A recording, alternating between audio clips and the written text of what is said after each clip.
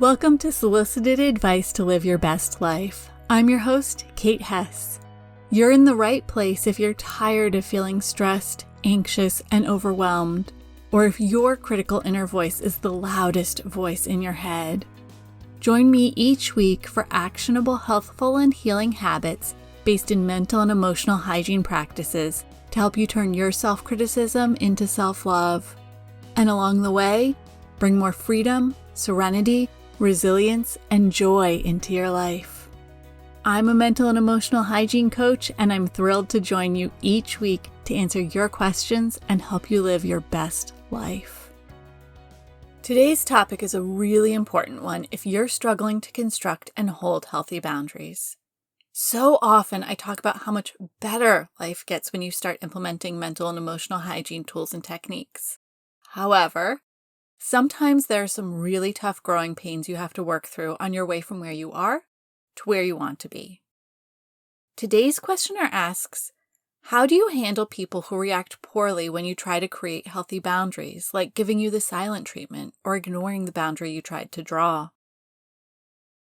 When I first embarked on my journey of constructing healthy boundaries, I was starting from a place of having virtually no boundaries. I was a people pleaser and no stranger to the fawn stress response. The result? I was more than willing to sacrifice my needs to take care of someone else. Because ultimately, I believed it was my responsibility to take care of everyone. And I believed the only reason people liked me was because of what I did for them. As I began to release all the stories and beliefs that kept me tied up in knots, trying to take care of everything for everyone, I started to draw boundaries. Often they were met with resistance or surprise. Sometimes I walked them back because it was easier to have no boundary than to confidently hold one. But as my boundary muscle got stronger, I found I was able to draw healthy boundaries with much more confidence and much less resistance from others. We've talked about boundaries before, but let's take a moment to just quickly review the purpose of boundaries. Boundaries are designed to help you preserve your energy, time, and other resources for the things that are truly important to you or necessary for you to do. The reality is, there's only one of you. There are only 24 hours in a day and 7 days in a week. And there are only 365 days in a year. These natural constraints mean you can only do so much. At some point, you run out of available resources and need to make some decisions about what you do and don't do. Boundaries are tools you use to protect your reserve of resources and designate them for specific activities you want to make sure happen. I have a morning practice which is important to helping me feel balanced and resilient throughout the day. I don't want to sacrifice this practice, so I keep my schedule clear until 10 a.m. That gives me plenty of time for my morning practice and to get my day started without distraction. Not taking meetings or appointments before 10 a.m. is a boundary I've created to preserve my time and energy in the morning for something I know I need to do in order to show up at my best during the rest of the day. When you create a new boundary, you're changing the rules of the game. If I had a friend who I talked to regularly each morning, when I began to preserve my mornings for my sadhana practice, it would be totally understandable. They'd be confused why I was no longer available to them during the time I had always been available. Last summer, I was spending some time with my then 4-year-old nephew. He offered to teach me how to play one of his games. Each time it looked like I might be pulling ahead in the game, he'd suddenly remember another rule, which allowed him to move closer to winning and me to move a little further away from it. Which, let's be honest, is a little funny when it's a low-stakes situation like playing a game with your young nephew. But you can easily see how that would feel super stressful and annoying if it was happening in something that felt higher stakes and with an adult. A great way to set yourself and anyone else involved in your new boundary up for success is to include really clear communication when you create that boundary. Let's go back to my morning phone calls with a friend. If I simply stopped answering their calls in the morning, that might be really confusing. But if I had a conversation with them before implementing my new morning routine and let them know what I was doing and why, then we would be able to set a new time to catch up that worked for both of us. The confusion is removed, and everyone is clear on the new rules I've decided to play by. As you begin to create healthy boundaries, you might notice the people you interact with seem to divide into two groups: those who react with compassion and understanding to your new boundaries, and those who react with negativity and disregard. You might also notice another theme running through each of these groups. Those who react with compassion and understanding often have their own healthy boundaries. They're already using this tool and so are understanding when you use it as well. Those who react with negativity and disregard your boundaries are often those who are struggling with boundaries themselves. It helps to understand these negative reactions when you recognize they're coming from a place of unresolved trauma and fear. Your new boundaries can be triggering for someone who is reliant on you showing up in a specific way. When you change the rules of the game, even if you explain why you're changing them, it can be triggering of their own stories and beliefs. For example, for someone who struggles with fear of rejection, your new boundaries might trigger that fear, and their reaction may be to respond with the attitude of, "You don't get to reject me if I reject you first." As with so many things, most of this is usually running in the subconscious, not something they're intentionally thinking through or landing at this conclusion. You might also find someone tries to test your new boundary to see if you really mean it. Perhaps in your past interactions with them, you've been known to walk back decisions. If you often default to the fawn stress response, this might sound familiar.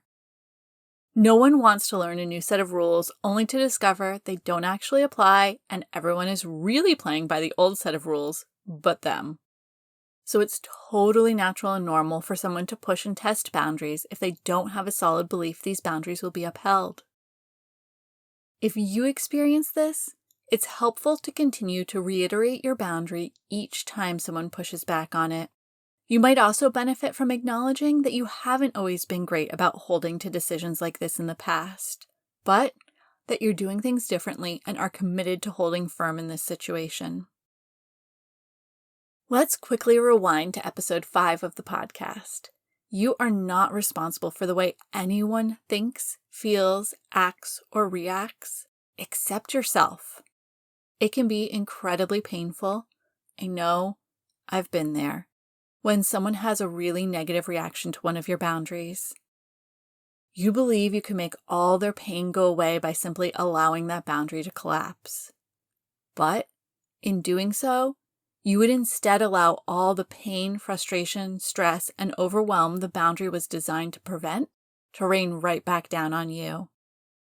But here's the thing. They're choosing to react the way they are.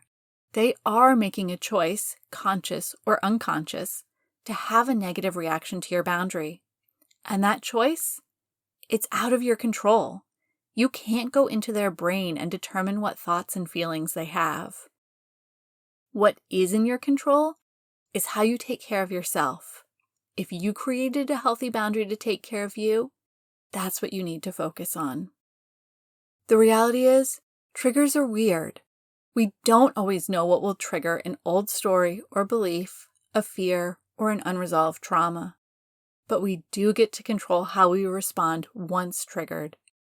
We can choose to look at and release what no longer serves us, or we can choose to double down and allow that trigger to be compounded by a new story or belief. We're all at different places in our journey. There was a really long time when I chose the double down option, when my comfort zone focused on all the things the world was doing to me and not the ways that I was responding to the world. And while it's helpful to have compassion for where someone is in their journey, accommodating their stories and beliefs simply allows them to remain in their comfort zone a little longer, which in turn allows them to avoid facing what might help them grow and heal. I've talked a lot about why someone might react negatively to your boundaries, because I think it's important to be able to see their reaction through the eyes of compassion.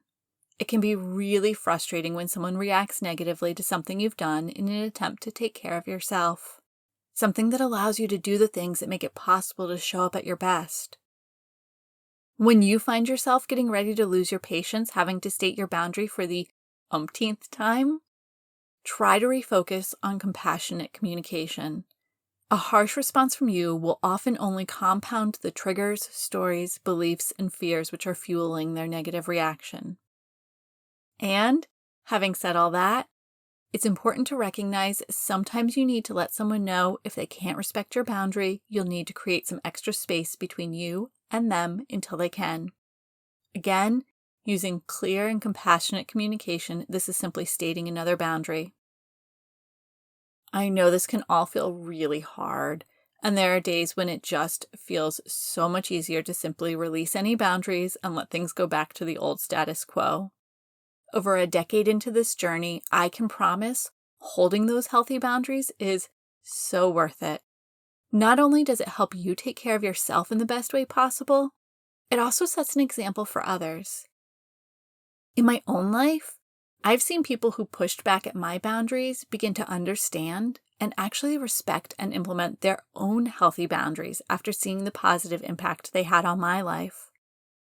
I'm not saying this will happen with everyone in your life, but when someone begins to realize that you're living your best life, while they're still struggling with the same things that stressed them out a year ago, 5 years ago, a decade ago, they may start to think about what you're doing differently. When you lead by example, you can help others begin to shift their stories from, I'm going to try and keep you stagnant because I don't want to be left behind, to, wow, whatever you're doing is working for you. I think I might want a piece of that. Depending on where you are in the journey to build up your boundary muscle, this podcast might be filled with actionable advice. Or it might feel like I've left you hanging without any guidance on how to actually start building a healthy boundary. Wherever you are on your boundary journey, I've got you covered. Check out my boundary quiz, answer a few questions, and get a custom boundary building plan to meet you where you are at. Not only do the boundary plans come with actionable steps to strengthen your boundary muscle, you'll also get the Boundary Quick Start Guide with 6 simple questions to help you determine where to begin constructing your healthy boundaries. You can access the quiz at nourishnestbreathe.com/quiz. And if you want to do a quick review on boundaries, check out episodes 5 and 20 of the podcast. If boundaries are an area you really want to focus on, there are also 2 books I've found particularly helpful. The first is The Power of No by James Altucher and Claudia Azula Altucher. This is particularly useful if you're just starting your boundary journey. The second is simply titled Boundaries by Drs. Henry Cloud and John Townsend. This is a great resource if you've been building your boundary muscle for a while. I'll add details on both books to the show notes. And if you'd like to explore the possibility of individual support in your boundaries journey, I'd love to help. I'll add a link to the show notes to schedule a personal roadmap discovery call with me to start the conversation. Thank you so much for joining me today for this episode. Please hit subscribe wherever you receive podcasts. If you've got a question you'd love to hear addressed on a future episode, please submit it using the form on my website at nourishnestbreathe.com/podcast. I'll include that link in the show notes. And remember, living your best life isn't about changing your life. It's about changing the way you show up for your life. Thank you so much for joining me for this episode of Solicited Advice to Live Your Best Life. If you enjoyed this episode, please take a moment to leave a rating and review wherever you subscribe to your podcasts. Your rating and review makes it possible for other people just like you to discover this podcast. And don't forget to check out all of my free resources at nourishnestbreathe.com/resources. I'm sending you a great big hug. You've got this.